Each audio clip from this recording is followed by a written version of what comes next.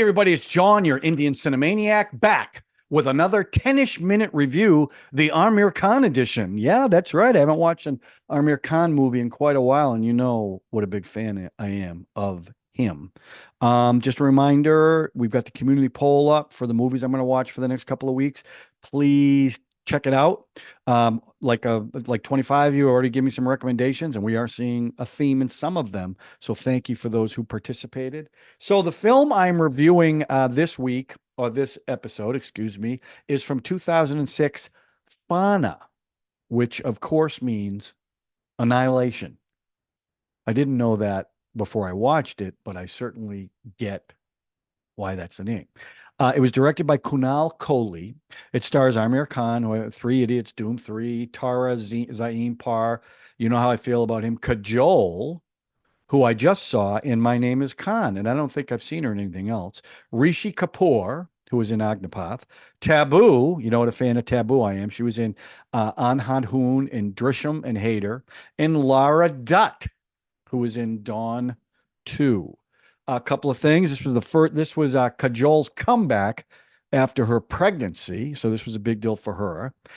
It was the first time Aamir Khan and Tabu were in a film together, and not one scene together. Yeah, so that worked out well for both of them. It was actually shot in Poland because Kajol wouldn't shoot in Jammu or Kashmir because of the terrorism threat, which plays an important role in this film. So this film, I haven't been disappointed by any Aamir Khan films, including Thugs of Hindostan, which I liked. This one, I don't know about this one. This was a really strange movie for me to watch, and I'll explain why. I know that in these films there are tonal shifts, and that's something that ever since we started watching these films has been a tough thing for me as a viewer, how drastic the tonal shifts are. But this one, all right, the story. I'm going to try to break down the story for you as succinctly as I can and tell you what I thought about the story. Okay. So here's the story. Blind girl goes to Delhi, leaving family for maybe the first time. Blind girl meets a tour guide. Tour guide and blind girl fall in love. Blind girl, tour guide wants blind girl to go back home because he's bad news. She agrees after spending some time with him, but goes home. Tour guide stops her. They get married. Blind girl is informed that there's an operation that can bring back her eyesight. She's been blind her whole life. Husband and blind girl go into hospital to get surgery. While blind girl's in surgery, terrorist attack happens. Blind girl gets her sight back. Husband's not there, died in explosion.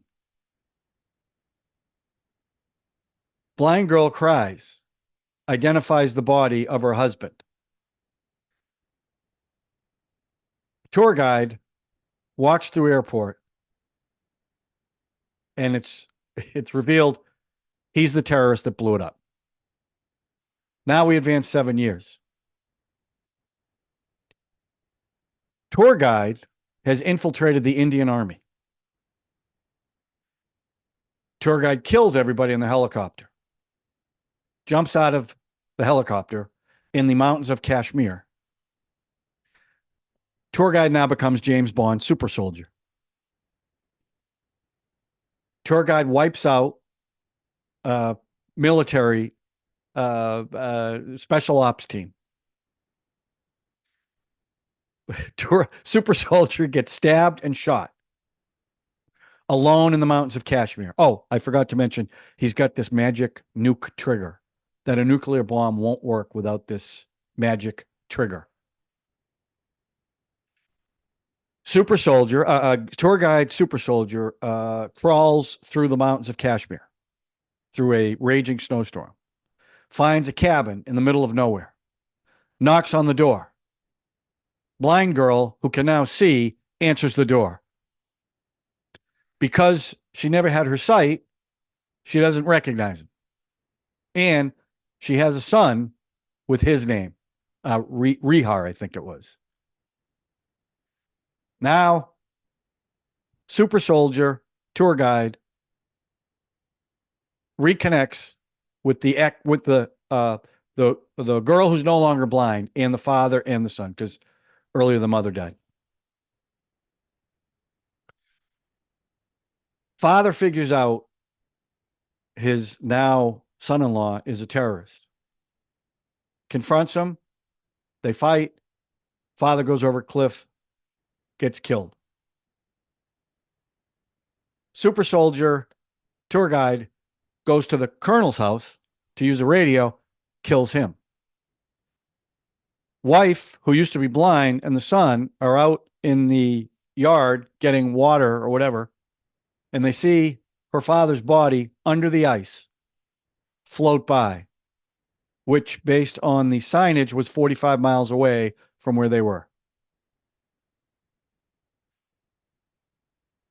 Husband, super soldier, tour guide comes home, lies about the father. The wife, who used to be blind, recognizes that he lied, figures out he's a terrorist, and grabs the magic trigger for the nuke. Now, stay with me. She and the son go to the colonel's house, who's dead. Lock the doors. The husband, tour guide, super soldier, runs 45 miles to the colonel's house, shows up the next day to get the trigger. Oh, yeah, I didn't even mention Tabu, but you know what? She really didn't play a big role. So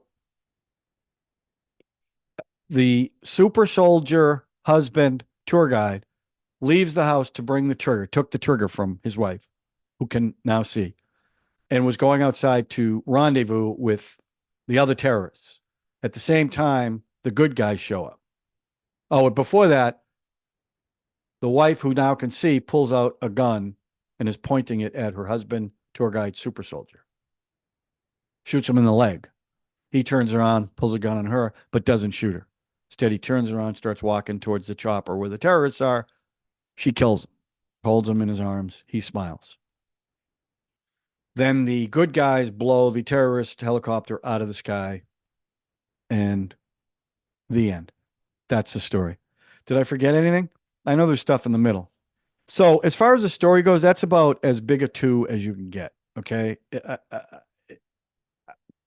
The problem I had with this, I actually really enjoyed the first part of this movie. When they were developing their relationship, she was blind, never been away from home, going out on her own. Parents were worried about her. And the way Kajol plays it, the fact that she couldn't see was not a handicap. She was beautiful. And when she meets the tour guide, it's a great entrance for Khan, too. He's on top of a bus. All these guys have great entrances. He jumps off the bus, and it's love at first sight. And I loved that part of this film, their budding relationship.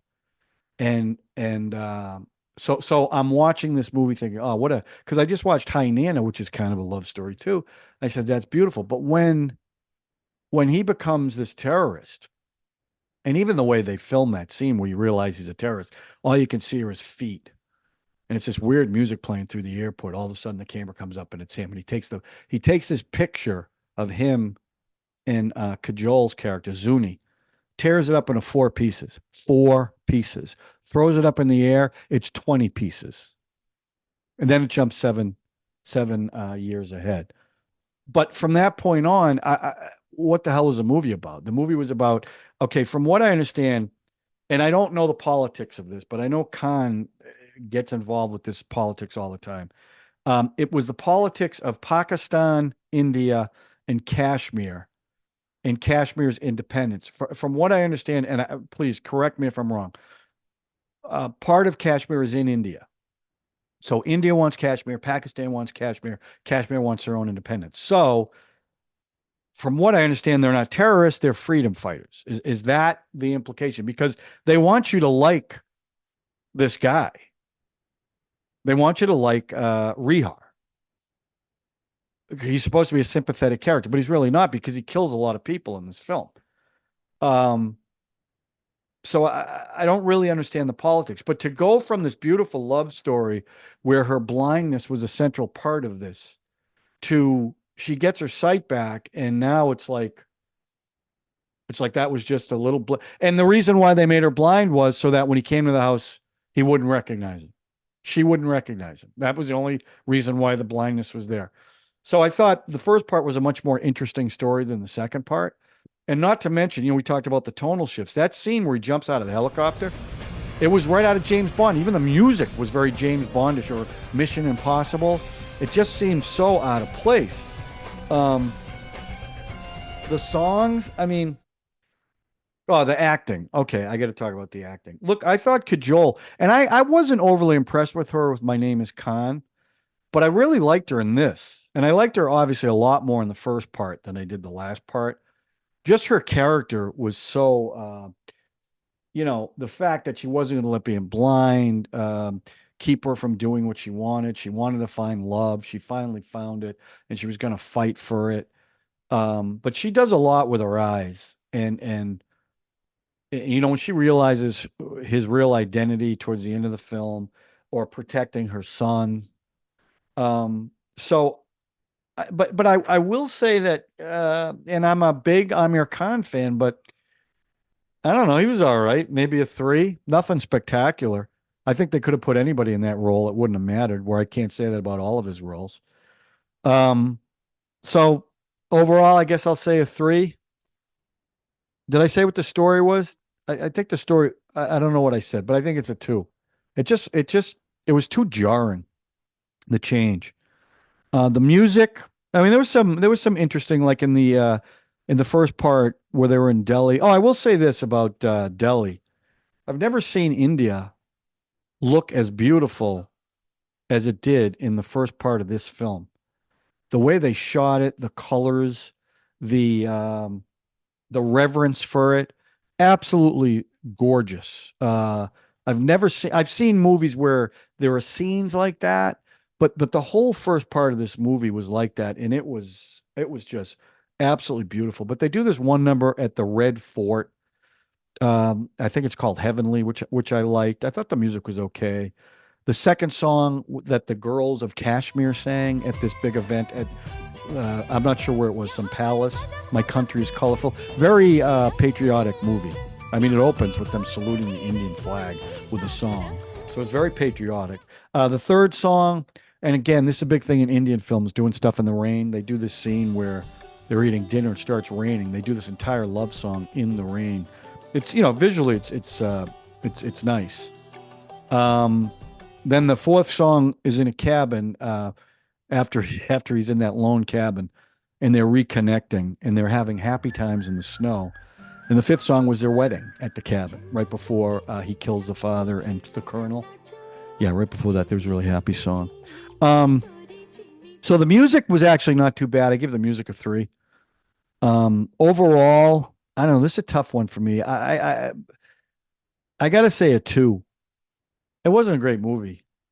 I don't know what you guys think about this movie, or I think it did. I think it did really, really well. Um, but you got to be, I mean, a bigger fan than me. Tabu, by the way, this was 2006. Tabu, I've only seen some of her later movies. She's a good-looking older woman. Older woman. She's probably my age, but she was looking pretty good in that movie. She was wasted though. I mean, she's playing a character from Raw, but she never did a scene with Amir Khan, and that would have been cool. What else? There's just a couple miscellaneous things I want to talk about. Oh, there was a funny line where when they first meet the tour guides. The one guy's name was Belwante, and every time they called him Cartoon Network. I thought that was funny. And Khan had this line, a love line that I absolutely loved. And this was it about love. He said, "He who is sold can never be bought again." In other words, once you fall in love, you can't fall in love with if it's the right person. I love that line. Oh, the little boy.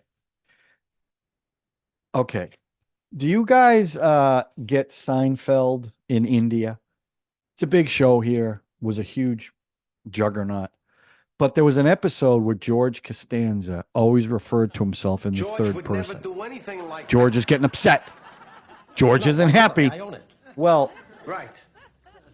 Zooni's son, Rihar, Why would George always steal referred from to the himself in the third person. And I just thought it was really strange. Why was he doing that? Does anyone have any thoughts on that in the comment section? It was just really, really strange. So if you have any thoughts, any diagnosis, please let me know. Okay, so that's my review. This was kind of a bummer for me because I hadn't seen a Khan movie in a while, and I have not been disappointed by I think any film that I've seen of his. And this one was it was a strange movie. Like I said, and you know, I know it's a trope, but the first hour of this movie, I was interested, and I loved their chemistry too. And I think it was no, it wasn't the first time. I think they had been in another movie before. But I was not I was disappointed with this one. So you can tell me what you think if you like this movie or not. And it could just be my Western eyes looking at this because I just can't take the tonal shift. And that was a giant tonal shift. I don't know what I'm watching next, so I haven't picked that out yet. So just keep an eye out. I'll surprise you. Do you know what I mean? So listen, subscribe, hit the notification button, hit the like button, and share it if you think others would like this. And if you have any thoughts on this movie, my take, you might not agree with it. Let me know what you think in the comment section. Always appreciated. And that's it. And we'll talk to you soon with another 10ish minute review. Thanks for watching, everyone.